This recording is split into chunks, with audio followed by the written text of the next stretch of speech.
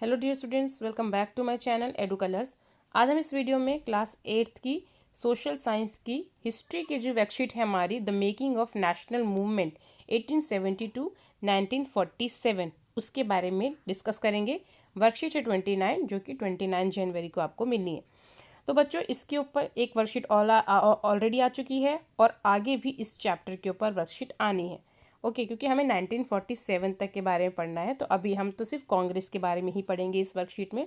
तो कांग्रेस जो है किस तरीके से एक मॉडरेट पार्टी थी, क्यों कांग्रेस की स्थापना हुई, कांग्रेस की विचार आइडियोलॉजी क्या थी, उसके बारे में हम इस वर्कशीट में डिस्कशंस करेंगे। ठीक है, तो 1885 से 1905 तक, यानी कि 1885 से 1905 तक, यानी कि जो 20 साल थे, इस 20 साल में हम देखते हैं कि कांग्रेस की आइडियोलॉजी क्या थी। बेसिकली कांग्रेस जो है एक मॉडरेट पार्टी थी। मॉडरेट पार्टी मतलब कि जैसे मान लीजिए इंडियंस हैं और ये अंग्रेजी सत्ता है, तो इनके बीच में इनकी बात इन तक पहुंचाना और इनकी बात इन तक पहुंचाने का, यानी कि कड़ी का काम जो है वो कांग्रेस पार्टी करती थी। ठीक है, तो अपनी बातों को वो किस तरीके से पहुंचा रही है, क्या है, ये सारी चीज़ों के बारे में हम इस वर्कशीट में बात करेंगे। तो उसकी कुछ डिमांड्स थी, कुछ पॉलिटिकल डिमांड्स थी और कुछ इकोनॉमिक डिमांड्स थी कांग्रेस पार्टी की, तो उसके बारे में हम डिस्कशंस करते हैं पहले।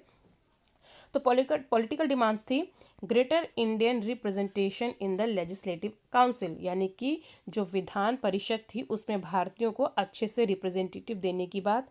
जो लेजिस्लेटिव काउंसिल है उसको पावर दी जाए। जिस स्टेट में जिस प्रोविंस में लेजिस्लेटिव काउंसिल नहीं है वहाँ पर उसका फॉर्मेशन किया जाए, यानी कि गठन किया जाए। सिविल सर्विसेज जो है वो इंडिया में भी शुरू किया जाए। जो एग्जीक्यूटिव है उसको जुडिशरी से अलग किया जाए और जो आर्म्स एक्ट है उसको ख़त्म किया जाए और भारतीयों को फ्रीडम ऑफ स्पीच, अपनी बात कहने की आज़ादी दी जाए। इकोनॉमिक डिमांड्स थी कि जो लैंड रेवेन्यू है, कर है, उसको कम किया जाए। जो सेना पे खर्चा किया जा रहा है वो कम किया जाए। सिंचाई पर ज़्यादा दान दिया जाए, मतलब सिंचाई के ऊपर ज़्यादा विशेष रूप से पैसा खर्च किया जाए। जो जंगल से जुड़े कानून हैं उसको सुधारा जाए और जो भारतीय मजदूर हैं जो काम कर रहे हैं विदेशों में, उनकी स्थिति को अच्छा किया जाए। तो ये चीज़ें थी जो डिमांड थी उस समय शुरुआती दौर में कांग्रेस की थी, political and economics demand. Okay, अब यहाँ पर कुछ मेथड्स हैं जो कि कांग्रेस द्वारा यूज़ किए जा रहे थे एज अ मॉडरेट कांग्रेस, यानी कि एक मध्य मार्गी पार्टी के हिसाब से कांग्रेस किन किन तरीक़ों से अपनी बात पहुँचा रही थी। वो क्या करती थी, वो मेमोरेंडम, यानी कि अब आवेदन देना, प्रतिवेदन, लेटर्स लिखना, इस तरीके से अपनी बात पहुंचाती थी। उसके बाद जो उसके रिप्रेजेंटेटिव हैं, जो लोग हैं, उनको वो आगे करना चाहती थी, सत्ता में आगे उनको रिप्रेजेंटेटिव दिलाना चाहती थी।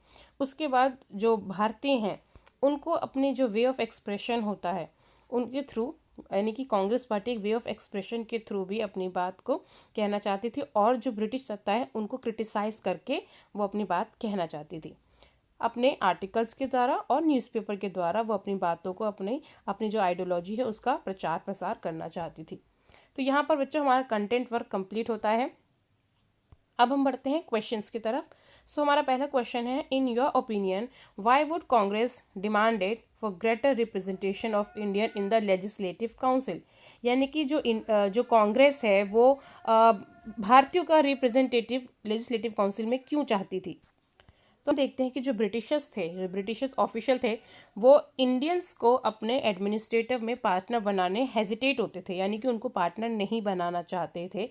ठीक है, वो उनको थोड़ा बहुत दे देते थे, बहुत थोड़ा देते थे अपने प्रोविंस में, या जो पूरा एडमिनिस्ट्रेशन था उसमें, तो इतने से काम नहीं चलता था। तो इस वजह से 1892 में कांग्रेस ने इस चीज़ में थोड़ा सुधार किया। उसने डिमांड की, उसने पहल की कि जो भारतीय हैं उनको भी लेजिस्लेटिव असेंबली में, काउंसिल में एक तरीके का रिप्रेजेंटेशन इंडियंस को मिलना चाहिए। ठीक है, लेजिस्लेटिव काउंसिल में इंडियन का रिप्रेजेंटेशन भी होना चाहिए, इसलिए उसने 1892 में इस चीज़ में पहल की।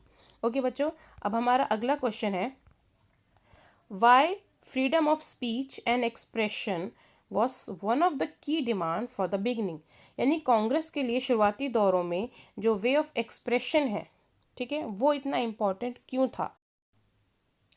Freedom of speech is a principle that support that freedom of an individual और a community to articulate their opinions, यानी कि अगर आप एक इंडिविजुअल और कम्युनिटी के बारे में बात करते हैं तो उनकी फ्रीडम ऑफ स्पीच उनकी बहुत इम्पॉर्टेंट है, उनके अधिकार हैं ये, वो अपनी बात कहना चाहते हैं अगर, तो उनको एक तरीके की बोलने की आज़ादी मिलनी चाहिए। सो दैट द कांग्रेस जो है वो इस चीज़ को सपोर्ट करती थी, वो चाहती थी कि जो इंडियन है उनकी आइडियोलॉजी, उनकी जो इम्पोर्टेंस है उनको बढ़ावा मिले और वो फ्रीडम ऑफ स्पीच के ज़रिए अपनी बात कह सकें। ओके, यहाँ पर हमारा तीसरा क्वेश्चन है, which methods were used by Congress to put forward it demands in early years, यानी अपने शुरुआती दौर में कांग्रेस ने अपने काम किस तरीके से, अपने डिमांड्स को किस तरीके से आगे पहुंचाया। तो उसने क्या किया, कांग्रेस ने उसने मेमोरेंडम जारी किए, ठीक है, मेमोरेंडम के द्वारा अपनी बातें पहुंचाई और अपने जो पब्लिक ओपिनियन के थ्रू अपने जो रिप्रेजेंटेटिव थे उसने उसको उनको भेजा, और जो ब्रिटिश सत्ता है, अंग्रेज़ सत्ता है, उनकी आलोचना की, न्यूज़पेपर के ज़रिए, आर्टिकल्स के ज़रिए उसने अपनी डिमांड्स, अपनी बातों को लोगों तक पहुंचाया और अंग्रेज़ी सत्ता के सामने अपनी बात रखने की कोशिश की। नेक्स्ट क्वेश्चन है हमारा, जो आखिरी क्वेश्चन है इस वर्कशीट का, वो है, in your opinion why was the early method of Congress called as moderate elaborate, यानी कि जो शुरुआती दौर में जो कांग्रेस है वो एक मॉडरेट पार्टी के रूप में, उसे आप मॉडरेट पार्टी क्यों कहेंगे। इस इन इट्स फर्स्ट 20 ईयर्स, यानी कि 1805 से 1905 तक Congress was a moderate in its objective and methods, अपने ऑब्जेक्टिव और अपने मेथड्स में जो हम देखते हैं कि कांग्रेस एक मॉडरेट पार्टी थी।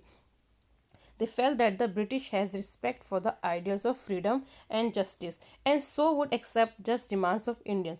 उनको लगता था कि जो ब्रिटिश है उनको समझेगी, ब्रिटिश सत्ता उनको समझेगी, इसलिए उन्होंने स्वतंत्रता, न्याय की बातें की, अपनी बातों को बहुत सही तरीके से लेटर के थ्रू, अपने आसान तरीक़ों से शांतिपूर्वक अपनी बातों को उन तक पहुंचाने की कोशिश की। इसी थॉट की वजह से जो कांग्रेस है उसको एक लिबरल पार्टी उस समय आप कह सकते हैं, क्योंकि उसकी सोच बहुत ही उदारवादी थी और बहुत शांतिपूर्ण उसने पूरे अपने काम इस समय किए थे। ठीक है बच्चों, तो यहाँ पर जो हमारी क्वेश्चन आंसर है ये कंप्लीट होते हैं। आई होप आपको ये वर्कशीट अच्छी लगी होगी। इस वर्कशीट को आप अपने फ्रेंड्स में शेयर करें, मेरे चैनल एडू कलर्स को सब्सक्राइब करें। वीडियो देखने के लिए थैंक यू सो मच।